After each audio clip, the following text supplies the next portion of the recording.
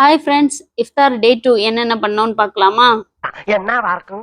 நோன்பு கஞ்சி நமக்கு முக்கியம், அதனால கஞ்சி வச்சிருக்கேன். ரெசிபி வேணும்னா போட்டிருக்கேன், செக் பண்ணிக்கோங்க. இது எங்க ஊர்ல கிடைக்கக்கூடிய பள்ளிவாசல் கஞ்சி. அடுத்ததா எங்க ஊர்ல கஞ்சி கூட மரிச்சினி கிழங்கு, அதாவது மரவள்ளி கிழங்கு வச்சு சாப்பிடுவாங்க. ஒரு நொஸ்ட்டுக்காக அதுவும் வச்சாச்சு. அப்புறமா சிம்பிளா ஒரு ரோஸ் மில்க் புட்டிங். இதுக்காக 2 கப் அளவு தண்ணி சேர்த்து கொதி வந்தது 2 ஸ்பூன் அகர் அகர் சேர்த்துக்கோங்க.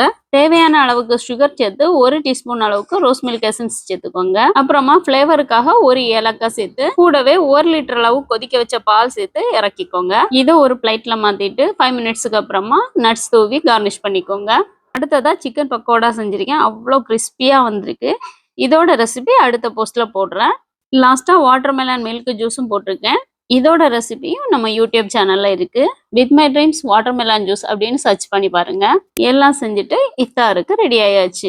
உங்க வீட்ல இஃப்தாருக்கு என்னென்ன வச்சீங்கன்னு கமெண்ட் பண்ணுங்க. பாய்.